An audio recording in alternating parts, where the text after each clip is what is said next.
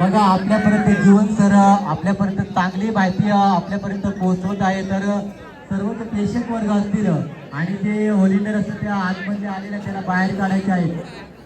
कारण हे सर्व सामने एक आटातडीचे सामने आहेत. तू धवडेवाडीचा आहे ना? हा दादा आपण जर असं करायला लागलं तर बाबा या अख्खी पब्लिक गेला आतमध्ये, मग आपल्या गावात जाऊन बसायला लागेल. जमल का? सांग बोल बिनतास, जमल का? हा मग सहकार्य करा दादा. आपण गाववाले आहात, दादा आपल्याला घरी जाऊन मस्त आराम करायला लागेल.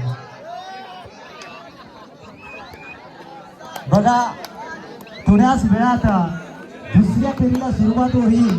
परंतु ज्या वेळेस शशिकांत सर दुसऱ्या पिढीला सुरुवात होईल ना, त्यावेळेस मी पुन्हा आयोजकांना विनंती करेन, जोपर्यंत मैदान खाली होत नाही ना तोपर्यंत दुसऱ्या पिढीतील सामना चालू होणार नाहीये. बरोबर आहे जीवन सर तुमचं. कारण जे दुसऱ्या पिढीचे सामने होतील एक रोमांचक सामने आता तरी लढतीचे सामने होतील. म्हणून सर्वांनी काळजी घ्या. जे आत आलेले जे प्रेक्षक वर्ग आहे त्यांनी बाहेर जायचं आहे. आपल्यापर्यंत चांगली माहिती आपल्यापर्यंत पोहोचवतात जीवन सर. तर सर्वांनी या ठिकाणी आपण बाहेर गेल्याशिवाय दुसऱ्या पिढीला सुरुवात करणार नाही. नक्कीच सर सांगायला एवढं आश्चर्य वाटतं ना. बघा मित्रांनो 50 ते 60 वर्षांचा आजोबा आहेत, ते एका साईडला शांतपणे या सामन्यांचा आनंद लुटत आहेत. परंतु आपला युवा तरुण जो वर्ग आहे ना तो या मैदानाच्या आतमध्ये ते उभा राहिलेला पाहायला मिळतोय. चला नक्की चांगलं काम करण्यासाठी आपण या ठिकाणी आलो. समसेवकांच्या विनंती करेन, थोड्याच वेळात दुसऱ्या फेरीला सुरुवात होईल. ज्या वेळेस दुसऱ्या फेरीचा पहिला सामना खेळवला जाईल ना त्यावेळेस मैदानाच्या आतमध्ये एकही प्रेक्षक राहणार नाहीये. समसेवक आणि फक्त संघामागे कोच आणि खेळाडू. कारण दुसऱ्या फेरीसाठी जे संघ गेले आहेत ना त्या कोणत्याही संघावर अन्याय होणार नाहीये याची काळजी घ्यायची आहे.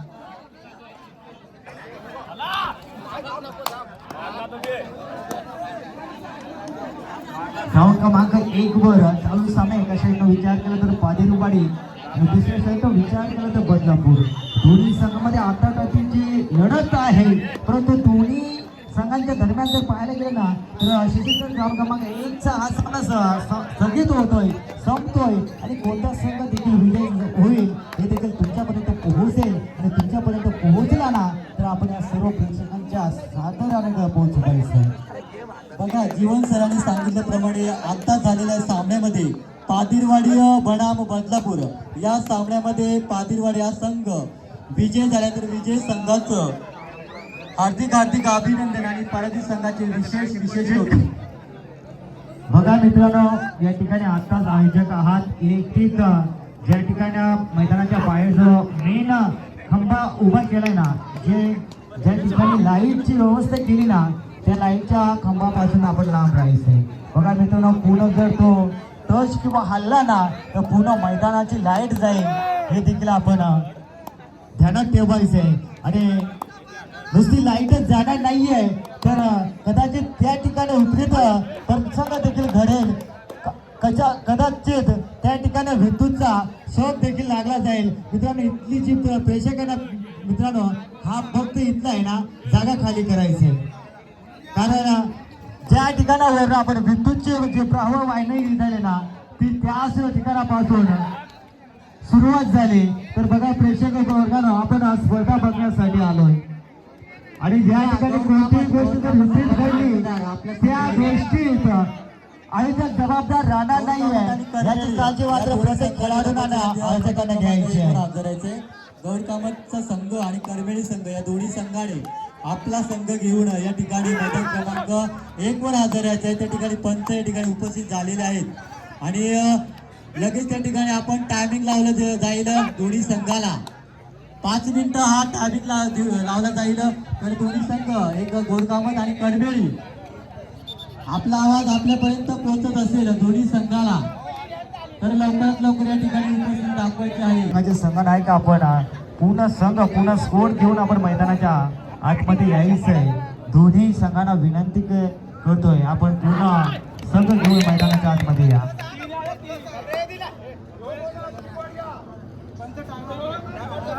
गौरकामत संघ आपल्याला 5 मिनिटं लावण्यात आलेले आहे. गौरकामत संघ या ठिकाणी अजूनपर्यंत दिसत नाही.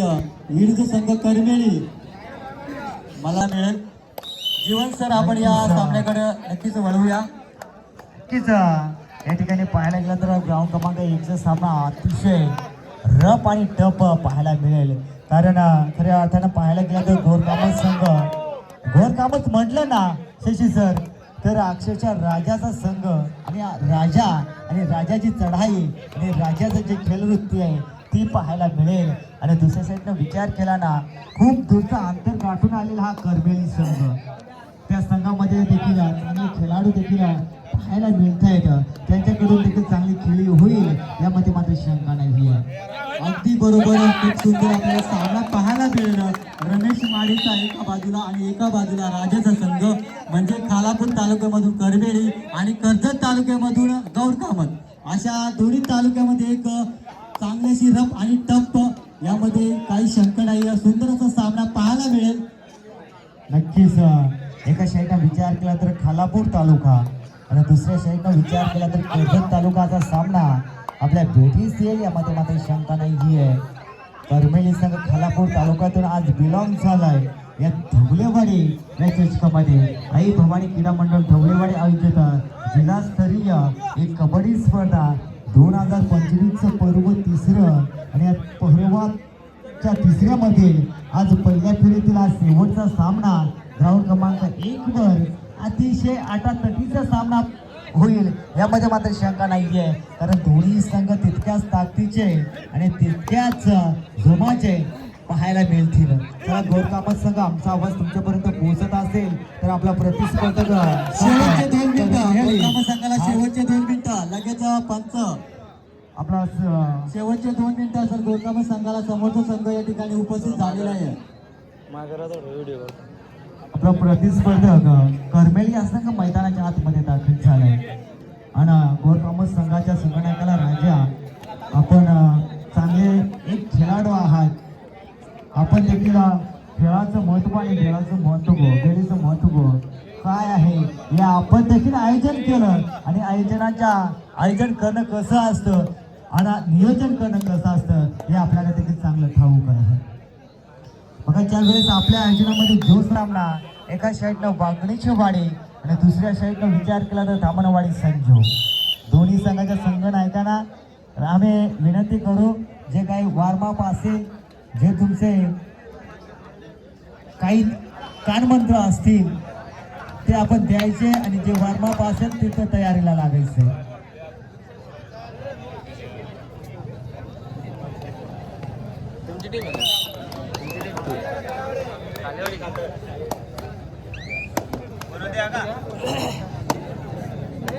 चला प्रेक्षक वर्ग आपण साईडला राहायचंय.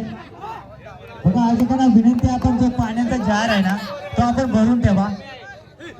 जो आपण ग्राउंडवर पाणी मारतो ना ती जारे आपण तयार ठेवा.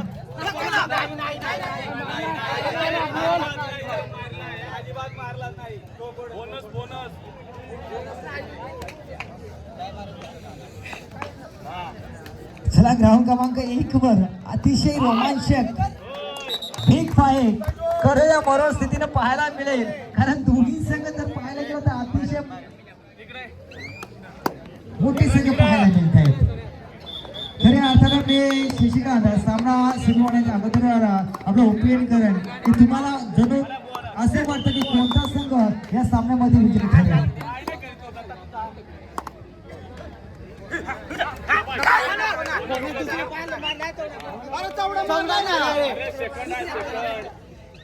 खरोखरच जीवन सरांनी या ठिकाणी आपल्याला सांगितल्याप्रमाणे त्या पद्धतीने आपल्याला सामना पाहायला मिळेल. काटेकी टक्कर आपल्याला या सामन्यामध्ये नक्कीच पाहायला मिळेल. एकीकडे रमेश माडे आणि एकीकडे राजा पवार हे दोन्ही खेळाडू एक चांगले असे खेळाडू आहे. आपल्याला हा सामना बघण्यासारखा शेवटपर्यंत बघायला मिळेल. परंतु सर या ठिकाणी पाहायला गेलं ना या आई भवानी क्रीडा मंडळ धवळेवाडी या चषकामध्ये जर गौरकामत संघाचा विचार केला ना तर मागच्या वर्षाचा हा चॅम्पियन संघ आहे. आणि पाहूया वर्षी देखील चॅम्पियन होण्याचा प्रयत्न करतील का किंवा चॅम्पियन होईल का हे देखील आपल्याला पाहायला मिळेल. नक्कीच प्रयत्न करतील, कारण जे गेल्या वर्षी स्पर्धा झाल्या त्यामध्ये हाच तो रायडर राजा पवार एक सायकल मॅन म्हणून ठरला होता. राजा पवार या ठिकाणी पाहायला गेलं तर राजा या खेळाडूने मात्र बोनस प्राप्त केलाय आणि संघासाठी 1 गुण मात्र प्राप्त केलाय. 2ला 4. शशीसर ग्राउंड नाही, तिकडे मॅच चालू आहे आमची. चालू असलेला सामना तो संपल्यानंतर त्या ठिकाणी होणारा सामना मैदान क्रमांक 2 वर चालू असलेला सामना केळगाणी विरुद्ध काळ्याची वाडी. काळ्याचवाडी. हा सामना संपल्यानंतर त्या ठिकाणी होणारा सामना शेवटचा आणि अंतिम पुकार त्या ठिकाणी वावरली विरुद्ध नंबरवाडी.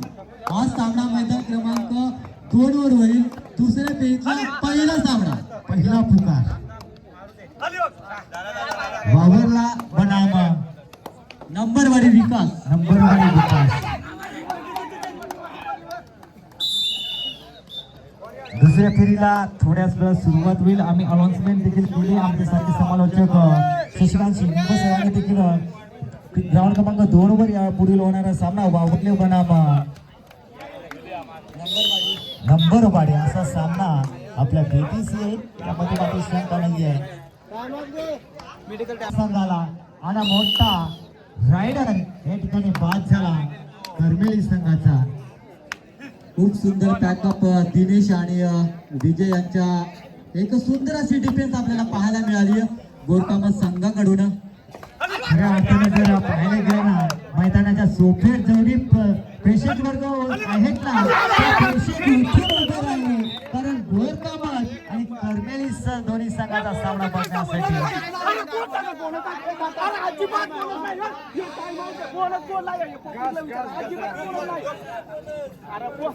मैदान क्रमांक 2 वर शांत घ्या.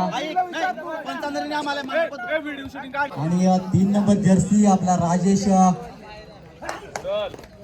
मला वाटतं या पहिल्या सीझनची पहिली मॅच असेल कर्जत तालुक्यामध्ये या ढवळेवाडी या ठिकाणी घोरकामा संघाची. पुन्हा एकदा करमेली संघाचा एक करण जर्सी नंबर. सुंदर असं एक चढाईपट्टू आपल्याला पाहायला मिळत आहे आणि कुठंतरी गणित आपल्याला शेवटच्या मध्यांतर नंतर पर्यंत आपल्याला कळेल. पुन्हा एकदा बोनस ओढ असेल राजाला.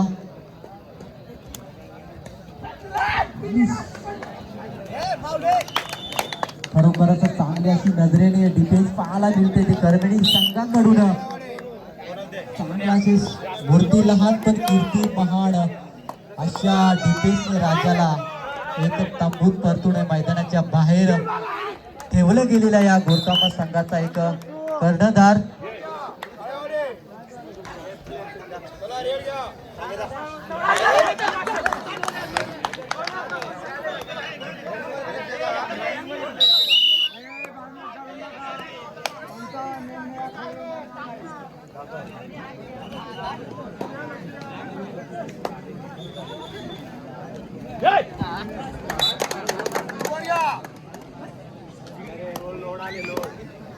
जीवन सर आपल्याला शेवटच्या मिनिटापर्यंत हा सामना पाहायला मिळेल. एक आटातटीचा सामना पाहायला मिळेल. नक्कीच शशिकांत सर पाहायला गेलं तर शेवटच्या क्षणापर्यंत सेकंदापर्यंत देखील हा सामना अतिशय चुरशीचा होईल यामध्ये मात्र शंका नाही आहे.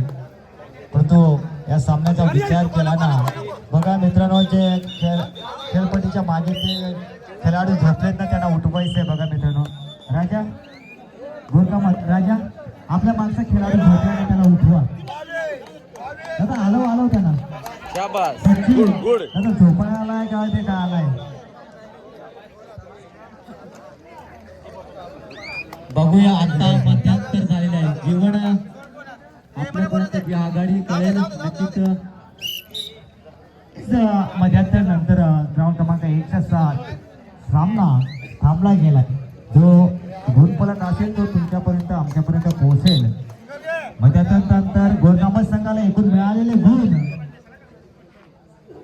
पूर्ण फलक आपण या ठिकाणी आघाडी सांगायचे 4 6 बघा गोरकामत 4 आणि करमेळी 6 6 4 4 6 खऱ्या अर्थानं पाहायला गेलं तर करमेळी संघ 2 गुणांना आघाडीवर आहे याची नोंद मात्र गोरकामत संघाने घ्यायची आहे आणि कारण 2 आपण गुणांनी दोन पिछाडीवर आहे ते गोरकामत संघ.